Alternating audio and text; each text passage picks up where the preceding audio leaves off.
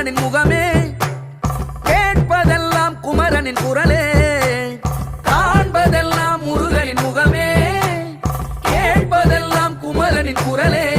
குடிவரும் கூட்டமெல்லாம் குமரனின் பெயரை சொல்லி போடுமே ஆட்டம்.